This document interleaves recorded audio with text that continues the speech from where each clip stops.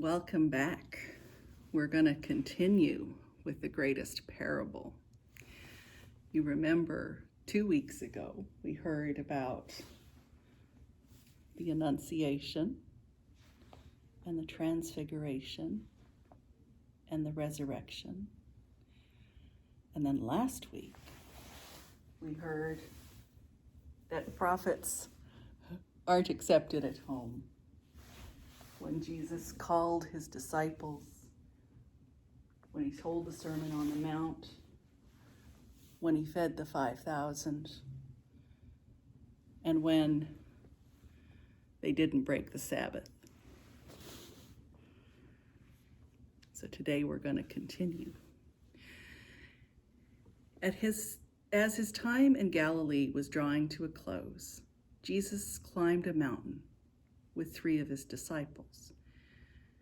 And they saw Moses and Elijah standing with Jesus until a cloud overshadowed them. And when the cloud was gone, only Jesus was there, and he led his disciples down the mountain. And Jesus and the 12 turned to Jerusalem for the last time. And here are some of the things that happened on the way. Jesus and his disciples went south. They probably walked the pilgrim's path along the Jordan River and then turned west and entered Jericho, one of the oldest cities in the world. And as they went into the city, a blind man started shouting from the side of the road, "Jesus, Son of David, have mercy on me." And the blind man was called Bartimaeus. And people tried keeping him quiet, but Jesus stopped and said, "Call him." And the disciples did. And Bartimaeus sprang up and made his way toward the sound of Jesus' voice. And Jesus asked him, "What do you want?" "I want to see." "Go on your way. Your faith has made you well." Now Bartimaeus did not go his own way, but followed Jesus on towards Jerusalem, because now he could truly see.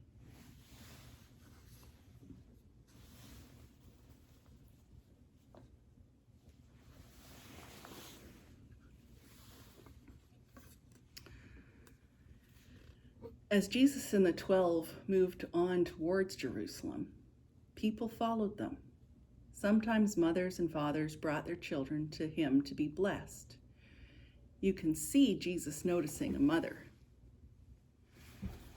coming down the road with her children while the disciples are looking around at something else. One time, when the children were brought to him, the disciples tried to push them away. Perhaps they didn't want the children to bother Jesus. Some say that Jesus was indignant about this. He was angry. It was not right. He said to the disciples, "Let the children come to me, and do not hinder them, for to such belongs the kingdom of heaven." And he laid his hands on the children and blessed them. Another time he said that if you welcome children, you welcome the one who sent him. He meant that welcoming children was a way to know God.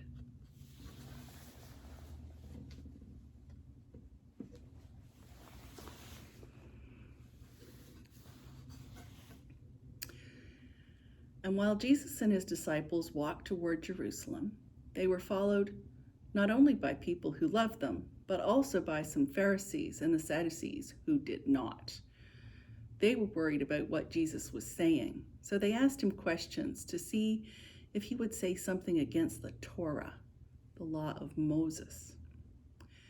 They cared a lot about the Torah, so they wanted to be sure that Jesus followed its rules and the way of its stories. One day a lawyer asked Jesus what the greatest commandment was, and that was a kind of a trick because all the 10 commandments are important. Now Jesus said that the way to think about the law of Moses is like this: "You shall love the Lord your God with all your heart and with all your soul and with all of your mind." And this is the first commandment. The second is also about love. You shall love your neighbor as yourself. And Jesus said that these two laws contained not only everything written in the law, but also in the prophets. And one of the scribes said that Jesus had answered truly. And the Pharisees and the Sadducees went away impressed.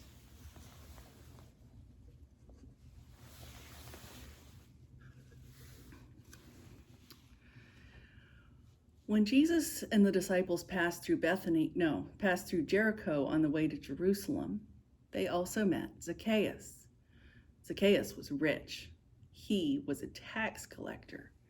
So he took money from his neighbors for the Romans, and people hated him, as they did most tax collectors and everyone else who worked for the Romans. Now Zacchaeus had heard that Jesus was coming, but he was not very tall, so he climbed a sycamore tree to see Jesus passing by. Something drew him to Jesus. And when Jesus walked by, he saw Zacchaeus in the tree, and so he called to him, "Come down quickly, I'll stay with you today." And Zacchaeus climbed down and led the way to his home. People watching were confused and upset because they thought that Zacchaeus was a sinner. Why was Jesus going to his house? Zacchaeus did not know why Jesus was coming to his house. All he knew was that he was grateful and that he saw his life in a new way. And he gave up half of his goods to the poor, and for every piece of money he had stolen from his neighbors, he gave back 4. And Jesus said, "Today, salvation has come to this house." And they enjoyed being together around the table and to share the evening, despite what the people had said. And this was a kind of Holy Communion.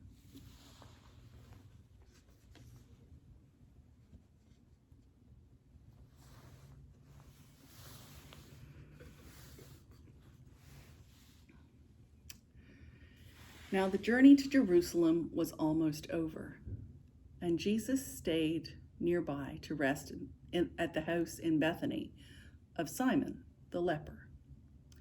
They were having supper, and a woman, no one knew who she was, came in carrying a beautiful alabaster jar of very expensive perfume.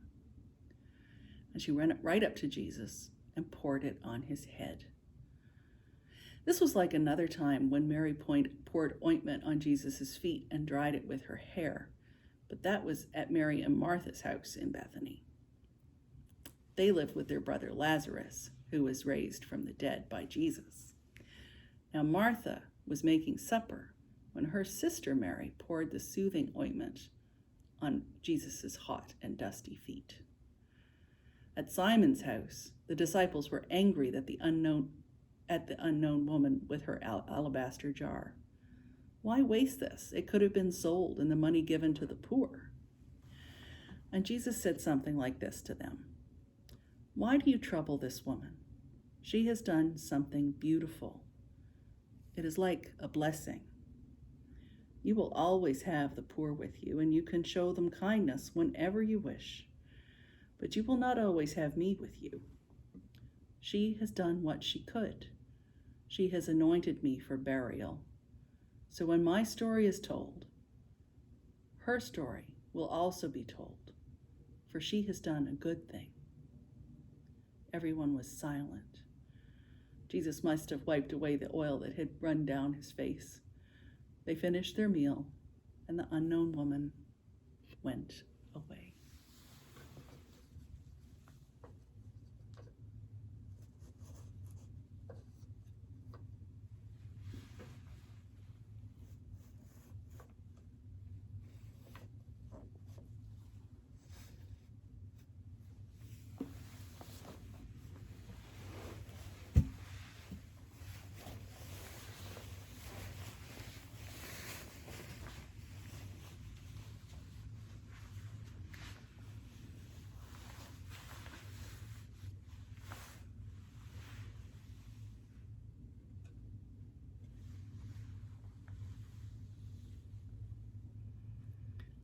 I wonder what goes goes here.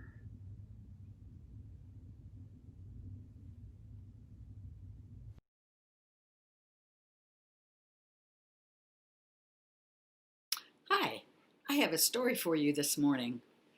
It's called The Monster at the End of This Book, and it's starring lovable, furry old Grover. You know him, don't you? Here he is saying, "Hello, everybody." Here's the title page, The Monster at the End of This Book, written by John Stone and illustrated by Michael Smolin. This is a very dull page. What's on the next page? Wait, what did that say? On that first page, what did that say? Did that say there would be a monster at the end of this book? It did! Oh, I am so scared of monsters. Shh. Listen, I have an idea. If you don't turn any pages, then we'll never get to the end of this book. And that's good, because there's a monster at the end of this book. So please, don't turn any pages. You turned the page! Oh no!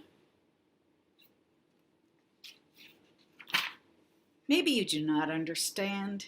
You see, turning pages will bring us to the end of the book, and there's a monster at the end of this book. But this will stop you from turning pages. You see what I'm doing?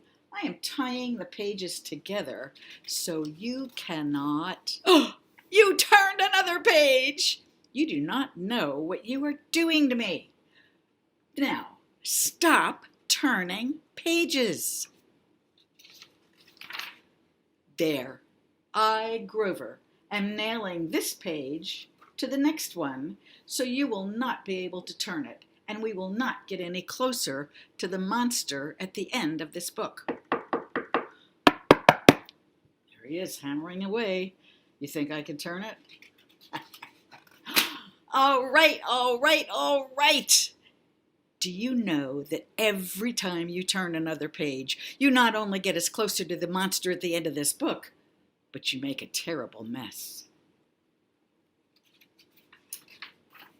This will stop you from turning pages. A heavy, thick, solid, strong brick wall. I would just like to see you try to turn this page. Think I can do it?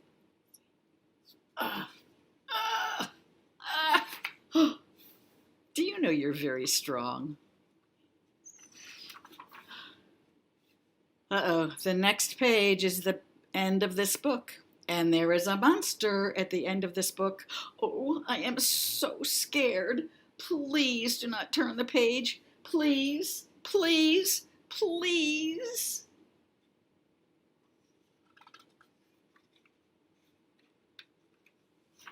Doesn't want me to turn the page. Well, look at this. It's the end of the book, and the only one here is me. I, lovable, furry old Grover, am the monster at the end of this book, and you were scared. I told you and told you there was nothing to be afraid of. The end. Oh, I'm so embarrassed.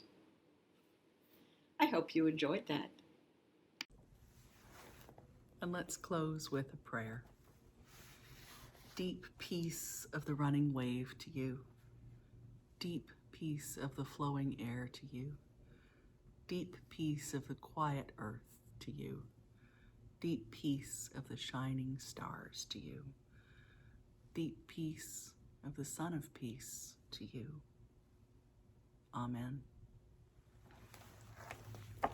Thank you so much for being with me today, and we'll see you next week. Until then, be well.